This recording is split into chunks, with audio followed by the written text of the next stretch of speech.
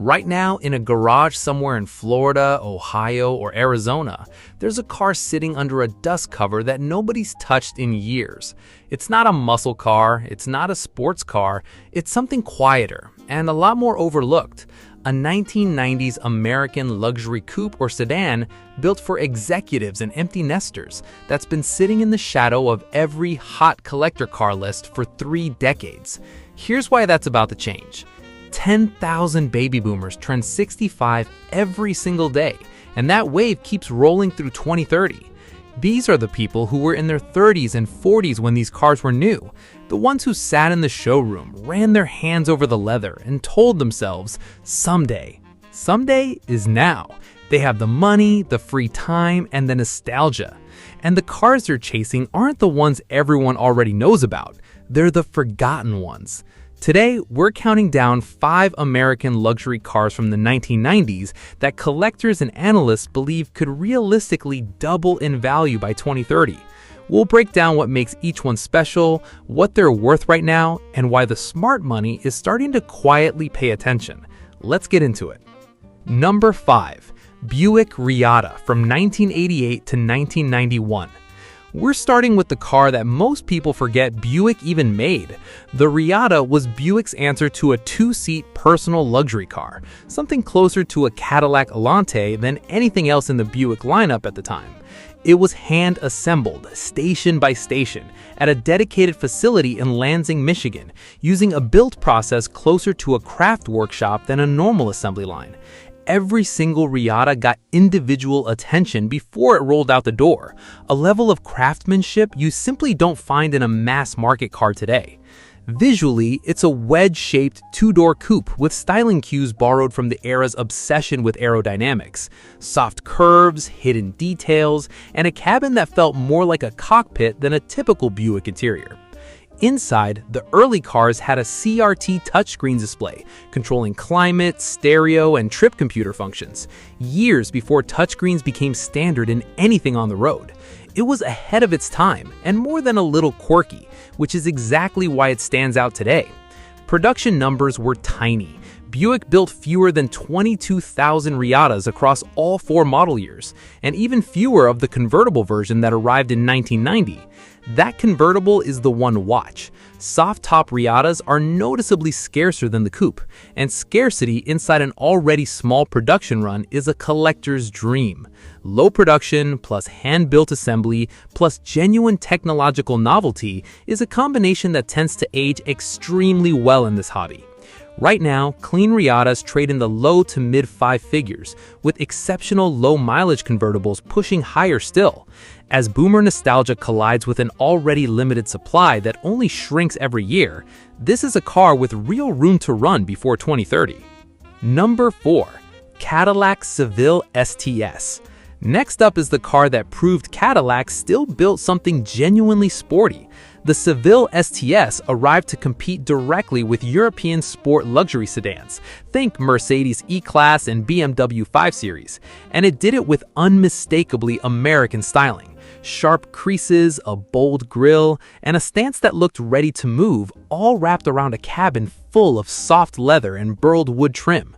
Under the hood, later versions of the STS carried Cadillac's North Star V8, aluminum block, dual overhead cams, and enough horsepower to make the STS one of the quicker American sedans of the decade. Cadillac also gave it a firmer, more track-tuned suspension setup than the standard Seville, so it actually backed up its sporting pretensions instead of just looking the part. This wasn't badge engineering. Engineers genuinely reworked the chassis, the steering feel, and the braking package to make the STS feel like a different animal from a base Seville. The STS represents a turning point for Cadillac, proof the brand could flex beyond the boulevard cruiser image it had carried for decades, and a direct ancestor to the performance-focused Cadillacs we see today, like the CTS-V and Blackwings. That historical significance matters enormously to collectors because it marks the moment a legacy brand started reinventing itself. Prices today remain modest for clean, well-maintained examples, often less than what you'd pay for a used compact SUV. That's exactly the kind of pricing gap that closes fast once a car gets rediscovered by a new generation of buyers who suddenly realize what they're looking at. Number 3. Chrysler HLS. Number 3 is arguably the most underrated full-size sedan Detroit built in the 1990s. The Chrysler HLS was the flagship of Chrysler's cab-forward design revolution, a styling philosophy that pushed the wheels to the corners and the windshield forward, creating a longer, more elegant profile and a genuinely spacious cabin. When it launched, it looked nothing like anything else on American roads. European magazines took notice. American buyers who wanted a domestic alternative to a Lexus LS or a Mercedes S-Class finally had a real option.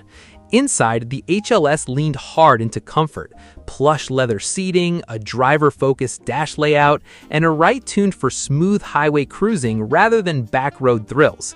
It came loaded with features that felt genuinely premium for the era: automatic climate control, power everything, and a level of quiet, composed ride quality that surprised a lot of people who assumed Chrysler couldn't compete at that level.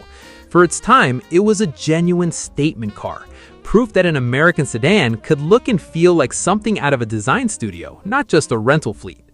Here's the thing about the HLS. Almost none of them survive in good condition.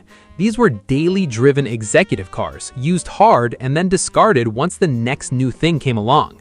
That means clean, original examples are becoming genuinely rare, and rarity, especially for a car with real design significance, is the exact formula that drives long-term appreciation. Right now, you can still find one for the price of a used economy car.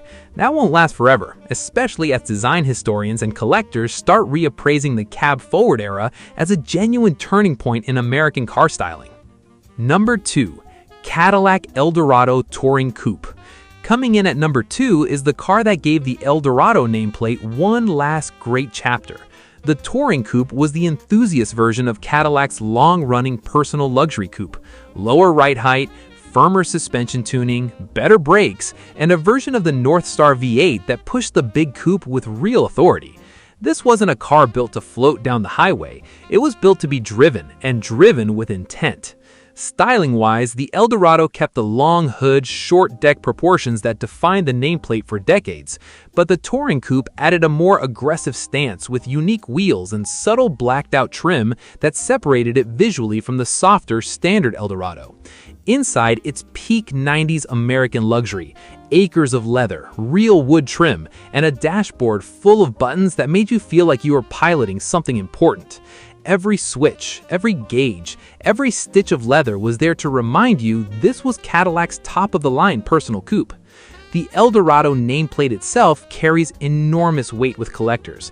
It's one of the longest-running nameplates in American automotive history, and the Touring Coupe represents its final, most performance-focused era before Cadillac reinvented itself entirely in the 2000s. That combination of historical significance and genuine driving credibility is rare, and it's exactly the kind of car that tends to catch fire once a new generation of buyers starts looking for something with real presence and a story to tell. And that brings us to number 1, the car that might be the single best-kept secret in the entire American luxury coupe world, the Lincoln Mark VIII LCS. This was Lincoln's answer to grand tours like the Lexus SC400 and the BMW 8 Series, and it came swinging. Under the hood sat a 4.6-liter DOHC 32-valve V8, an all-aluminum engine shared in spirit with Ford's Mustang and Thunderbird platforms, but tuned in the LCS to make close to 290 horsepower. That's a genuinely quick car for the era, wrapped in nearly 2 tons of steel, leather, and glass. The styling is where the Mark VIII really separates itself. Especially in the earlier 1993 to 1996 model years, it wore an aggressive, minimalist look that was almost shockingly modern for a Lincoln. A low, wide stance, a subtle grille, and razor-thin taillights that stretched the full width of the car. Inside, it packed genuine engineering flexes for the time, air suspension with automatic self-leveling, all-speed traction control, and some of the first HID headlights ever fitted to an American production car. Headlights so bright compared to anything else on the road that owners at the time joked about oncoming drivers flashing their brights back in confusion. The LCS trim added firmer shocks, bigger anti-roll bars, a shorter final drive ratio, and true dual exhaust for a 10-horsepower bump over standard cars. Small changes that added up to a genuinely different driving experience behind the wheel. Ford engineers reportedly used the Mark VIII as an unofficial testbed for high-speed handling, and it's exactly that kind of engineering pedigree that gives this car serious credibility with collectors who actually know the platform. And the numbers back up why this car belongs at number 1. The top recorded sale for a 1998 Mark VIII LCS hit $43,000 at auction on Bring a Trailer. Auction data shows exceptional, well-preserved examples already reaching well into the $30,000 and even $40,000 range, while plenty of everyday drivers still trade for a fraction of that, often in the $8,000 to $15,000 range. That's the definition of a market with room to grow. Genuine top-end results already proving what the ceiling looks like, while everyday examples haven't caught up yet. Add in the Mark VIII status as the last of Lincoln's personal luxury coupes before the nameplate disappeared entirely, and you've got everything collectors look for: limited remaining supply, technological significance, genuine performance credibility, and an emotional connection to a specific American era that's never coming back. So there you have it. 5 American luxury cars from the 1990s that the market has largely forgotten, and 5 cars that a very specific, very large demographic wave is about to remember all at once. The Buick Reatta, the Cadillac Seville STS, the Chrysler HLS, the Cadillac Eldorado Touring Coupe, and sitting at number 1, the Lincoln Mark VIII LSC. None of this is a guarantee. The collector car market moves on nostalgia, condition, and timing, and nothing appreciates in a straight line.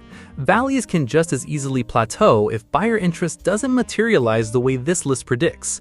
But if you're looking for cars that combine genuine engineering, real design history, and the buyer base that's only getting bigger between now and 2030, this list is a great place to start looking. If you found one of these in your neighbor's garage or you're sitting on one right now, let us know in the comments. And if you want more forgotten American classics before the rest of the world catches up, make sure you're subscribed.